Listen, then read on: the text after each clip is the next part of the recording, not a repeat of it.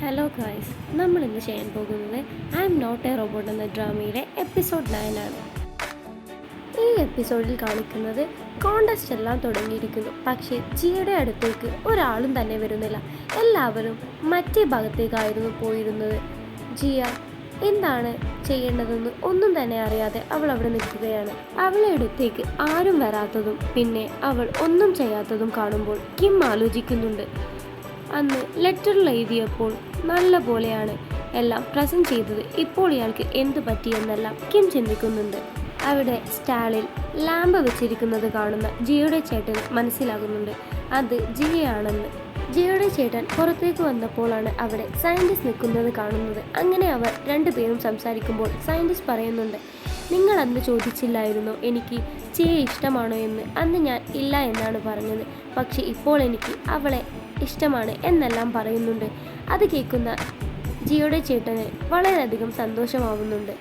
ജിയുടെ അടുത്തേക്ക് ആരും വരാത്തത് കാരണം അവൾ വളരെയധികം സങ്കടത്തിലിരിക്കുമ്പോഴാണ് അവളുടെ മരിച്ചുപോയ അച്ഛൻ അവളുടെ മുമ്പിലേക്ക് വരുന്നത്. എന്നിട്ട് അവളോട് പറയുന്നുണ്ട്, നീ തന്നെയാണ് നിന്നെ വിശ്വസിക്കേണ്ടത്, നീ വിചാരിച്ചാൽ എല്ലാം സാധിക്കും എന്നെല്ലാം ജിയുടെ അച്ഛൻ അവൾക്ക് ഉറപ്പെല്ലാം കൊടുത്തിട്ടാണ് പോകുന്നത്.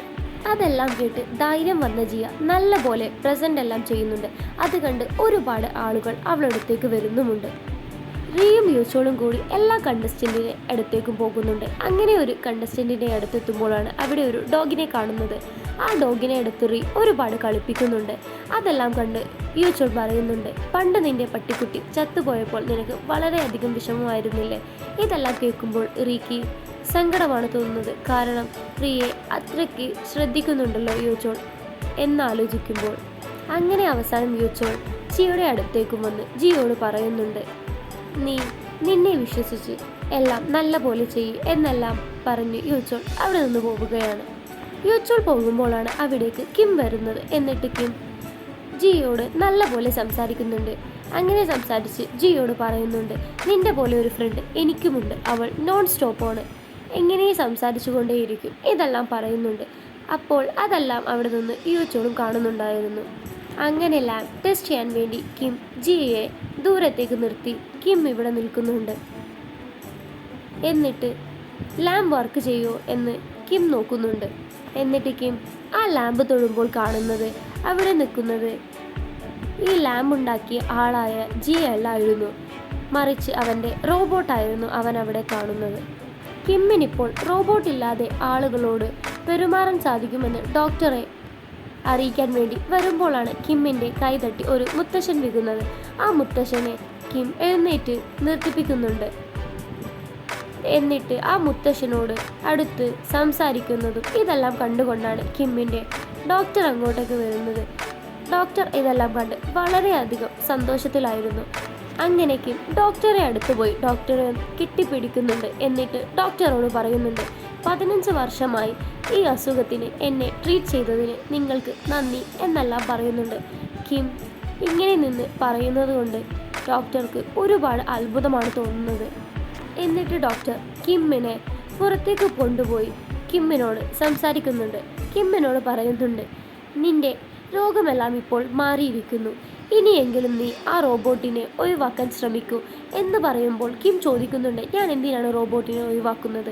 അപ്പോൾ ഡോക്ടർ പറയുന്നുണ്ട്, നീ ഇനി വിവാഹം കഴിക്കാൻ പോവുകയാണ്, വിവാഹം കഴിക്കുമ്പോൾ നീ റോബോട്ടിനെ പെരുമാറുന്നതൊന്നും നിന്റെ ഭാര്യയ്ക്ക് ഇഷ്ടപ്പെടണമെന്നുമില്ല എന്നെല്ലാം കിമ്മിനോട് പറയുന്നുണ്ട്.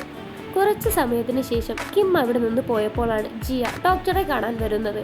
അങ്ങനെ പിന്നെയും ജിയ ഡോക്ടറോട് മനുഷ്യനെ തൊട്ടാൽ മനുഷ്യന് അലർജി ഉണ്ടാകുന്ന കാര്യമെല്ലാം ചോദിച്ചറിയുന്നുണ്ട്.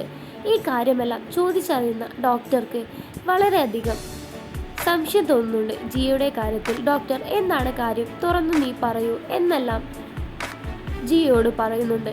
അപ്പോഴാണ് ജിയ ഡോക്ടറോട് തുറന്നു പറയുന്നത്, നിങ്ങൾ ചികിത്സിപ്പിച്ച ആ കിമ്മില്ലേ, ആ കിമ്മിൻ്റെ റോബോട്ടായി അഭിനയിച്ചത് ഞാനാണ്. ആദ്യം റോബോട്ട് ഉണ്ടായിരുന്നു, എൻ്റെ ആദ്യത്തെ എക്സ് ആയിരുന്നു ആ റോബോട്ടിനെ ഉണ്ടാക്കിയിരുന്നത്. അങ്ങനെ ആയിരുന്നു അതിൻ്റെ ഫേസ് എൻ്റെ ഫേസായി മാറിയത്. അങ്ങനെ അതിന് ഷോർട്ട് സർക്യൂട്ട് മൂലം കേടായത് കാരണമാണ് ഞാൻ റോബോട്ടായി അഭിനയിച്ചത് എന്നെല്ലാം ഡോക്ടറോട് ജിയ പറയുന്നുണ്ട്. അപ്പോൾ ജിയ ഡോക്ടറോട് സോറി എന്നും ചോദിക്കുന്നുണ്ട്. പക്ഷേ ഡോക്ടർ വളരെയധികം ദേഷ്യത്തിലായിരുന്നു. ഡോക്ടർ ജിയോട് പറയുന്നുണ്ട്, അങ്ങനെ കാരണം കിമ്മിന് എന്തെങ്കിലും പ്രോബ്ലം വന്ന് അവൻ മരിച്ചുപോയാൽ നിങ്ങൾ എന്ത് ചെയ്യുമായിരുന്നു?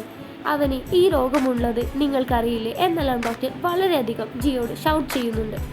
അങ്ങനെ ഡോക്ടർ പറഞ്ഞ പ്രകാരം ഡോക്ടർക്ക് റോബോട്ടിനെ കാണുമെന്ന് പറഞ്ഞത് കാരണം ജിയ ലബോറട്ടറിയിലേക്ക് ഡോക്ടറെ കൊണ്ടുവരുന്നുണ്ട്. അങ്ങനെ ജിയ സയൻറ്റിസ്റ്റിന് അസിസ്റ്റൻറ്റുകളോടും എല്ലാ കാര്യം തുറന്നു പറയുന്നുണ്ട്. ഡോക്ടർ പറയുന്നുണ്ട്, എനിക്ക് സയൻറ്റിസ്റ്റിനെ ഇപ്പോൾ തന്നെ കാണണം. അവർക്കറിയില്ലായിരുന്നു കിമ്മിന് ഈ അസുഖമുള്ളത്. നിങ്ങൾ റോബോട്ടിന് പകരം ജിയെ അയച്ചു. ജിയാണെന്ന് അവനറിഞ്ഞ് അവൻ എന്തെങ്കിലും പറ്റി മരിച്ചു കഴിഞ്ഞാൽ നിങ്ങൾ എന്ത് ചെയ്യുമായിരുന്നു എന്നെല്ലാം പറയുന്നുണ്ട്. നിങ്ങളൊരു ജീവൻ വെച്ചല്ലേ കളിച്ചത് എന്നെല്ലാം പറഞ്ഞ് ഡോക്ടർ വളരെയധികം ഷൗട്ട് ചെയ്യുന്നുണ്ട്.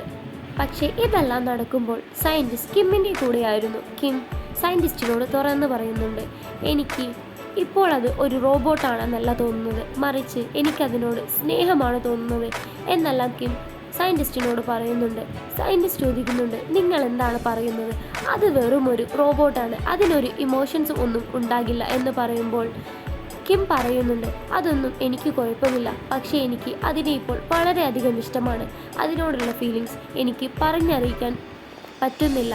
ഞാൻ അതിനെ ഇപ്പോൾ ശരിക്കും സ്നേഹിക്കുന്നുണ്ട് എന്നെല്ലാം കിം പറഞ്ഞ് വളരെയധികം വിഷമിക്കുന്നുണ്ട്. അതെല്ലാം കഴിഞ്ഞ് തിരിച്ചു വരുന്ന സയൻറ്റിസ്റ്റിനോട് ജിയ വഴക്കൊടുന്നുണ്ട് ഒരുപാട്. ജിയ പറയുന്നുണ്ട്, നിങ്ങൾക്കറിയില്ലായിരുന്നോ കിമ്മിന് അസുഖമുള്ളത്? പിന്നെ നിങ്ങൾ എന്തിനാണ് എന്നെ വേഷം കെട്ടി അവിടേക്ക് പറഞ്ഞയച്ചത്? ഞാനാണ് വന്നതെന്നറിഞ്ഞ് കിമ്മിന് എന്തെങ്കിലും പറ്റിയാൽ നിങ്ങൾ എന്ത് ചെയ്യുമെന്ന് എല്ലാം ജിയ ചോദിച്ചു ഒരുപാട് വഴക്കിടുകയാണ്. പിന്നെ ജിയ സയൻറ്റിസ്റ്റിനോട് ചോദിക്കുന്നുണ്ട്, നിങ്ങൾ എന്തിനാണ് ശരിക്കും എന്നെ പറഞ്ഞയച്ചത്? നിങ്ങൾക്കറിയില്ലായിരുന്നു എന്നെല്ലാം ചോദിക്കുമ്പോൾ സയൻറ്റിസ്റ്റിന് പറയാൻ ഒരു അവസരം വരെ കൊടുക്കാതെ ജിയ അവിടെ നിന്ന് വഴക്കുണ്ടാക്കുകയാണ്. അപ്പോഴാണ് അവിടേക്ക് സീനിയർ സയൻറ്റിസ്റ്റുകൾ വന്ന് പറയുന്നത്, ഞങ്ങൾക്കറിയില്ലായിരുന്നു എന്നെല്ലാം പറയുമ്പോഴും ജിയ ഒരുപാട് സയൻറ്റിസ്റ്റിനെ വഴക്ക് പറയുകയാണ്. എന്നിട്ട് ജിയ അവിടെ നിന്ന് പോവുകയാണ്. അവിടെ നിന്ന് പോകുന്ന ജിയെ കാണുന്ന യൂട്യൂബ് അയച്ച ആളുകൾ പറയുന്നുണ്ട്, ഞാൻ ആദ്യമേ പറഞ്ഞില്ലായിരുന്നു ഇത് റോബോട്ടല്ല, റോബോട്ടിൻ്റെ വേഷം കെട്ടിയ പെണ്ണാണ് എന്ന് പറയുന്നുണ്ട്. അങ്ങനെ അവർ രണ്ടുപേരും കൂടി ജിയെ ഫോളോ ചെയ്തു പോകുന്നുണ്ട്. അപ്പോഴാണ് ജിയ പോയ അതേ സ്ഥലത്തേക്ക് കിമ്മിൻ്റെ അസിസ്റ്റന്റ് പോകുന്നത് കാണുന്നത്. അങ്ങനെ അവർ പറയുന്നുണ്ട്, അപ്പോൾ ഇവർ രണ്ടുപേരെ കൂടിയുള്ള ഒത്തുകളിയായിരുന്നു അല്ലേ ഇത് എന്നെല്ലാം പറഞ്ഞ് അവർ യൂചോളിനെ വിളിച്ച് ഇതെല്ലാം പറയുന്നുണ്ട്. ജിയ തിരിച്ചു വന്നതറിഞ്ഞ് അവൾ ഉറങ്ങുകയാണെന്ന് കരുതി ജിയുടെ ചേട്ടൻ അവളുടെ അടുത്ത് വന്നിരുന്നു പറയുന്നുണ്ട്, നീ വന്നതിൽ എനിക്ക് വളരെയധികം സന്തോഷമുണ്ട് എന്നെല്ലാം പറയുമ്പോൾ ഉറങ്ങാത്ത ജിയ ചേട്ടനോട് പറയുന്നുണ്ട്, ഞാൻ ഉറങ്ങിയിട്ടില്ല എന്നെല്ലാം പറയുന്നുണ്ട്. അങ്ങനെ അവർ രണ്ടുപേരും കൂടി സംസാരിച്ച് അവരുടെ പിണക്കമെല്ലാം മാറ്റുന്നുണ്ട്. അങ്ങനെ ഡോക്ടർ പറഞ്ഞ പ്രകാരം സയൻറ്റിസ്റ്റ് ഡോക്ടറെ കാണാൻ പോകുന്നുണ്ട്. അപ്പോഴാണ് ഡോക്ടർ സയൻറ്റിസ്റ്റിനോട് പറയുന്നത്, ആദ്യമെല്ലാം ജിയ വന്നു പറഞ്ഞപ്പോൾ എനിക്ക് നിങ്ങളോട് വളരെയധികം ദേഷ്യമായിരുന്നു ഉള്ളത്. ഇപ്പോൾ ഞാൻ ആലോചിച്ചപ്പോഴാണ് എനിക്ക് മനസ്സിലായത്, നിങ്ങൾ അങ്ങനെ ചെയ്തത് കൊണ്ടല്ലേ ഇപ്പോൾ കിമ്മിൻ്റെ രോഗമെല്ലാം മാറിയത് എന്നെല്ലാം ഡോക്ടർ പറയുന്നുണ്ട്. എന്നിട്ട് ഡോക്ടർ വേറെ ഒരു കാര്യം കൂടി പറയുന്നുണ്ട്, നിങ്ങൾ നാളെ തന്നെ ഇതെല്ലാം കിമ്മിനോട് പറയണം, കിമ്മിനോടിപ്പോൾ ഇതെല്ലാം പറയേണ്ട സമയമായിരിക്കുന്നു എന്നെല്ലാം പറയുമ്പോൾ സയൻറ്റിസ്റ്റ് ശരി, ഞാൻ നാളെ തന്നെ പറഞ്ഞോളാം എന്നെല്ലാം പറയുന്നുണ്ട്.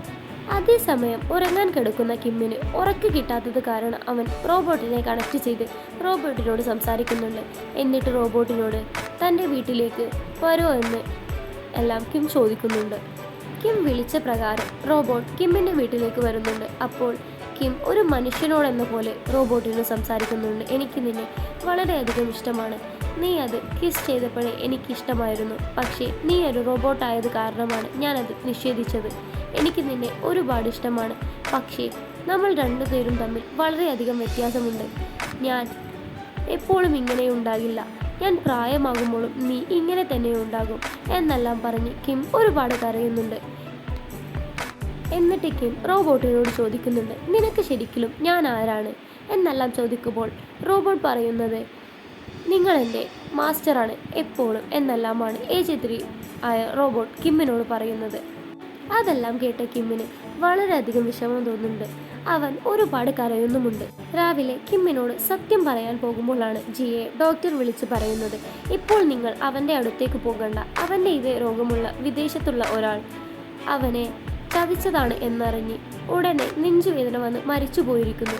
ഇതെല്ലാം ജിയോട് ഡോക്ടർ പറഞ്ഞ് ജിയ സയൻറ്റിസ്റ്റിനോടും ഇതെല്ലാം പറയുന്നുണ്ട്. എന്നിട്ട് അവർ രണ്ടുപേരും ഇതെല്ലാം ഇപ്പോൾ കിമ്മിനോട് പറയണ്ട എന്നെല്ലാം തീരുമാനിക്കുന്നുണ്ട്.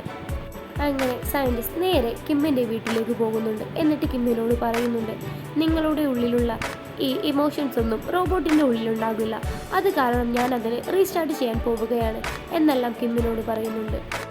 ഏജ് 3 ആയ ജിയ നേരെ കിമ്മിൻ്റെ അടുത്തേക്ക് പോകുമ്പോൾ കിം അതിനോട് സുഖമാണോ എന്നെല്ലാം ചോദിക്കുന്നുണ്ട്.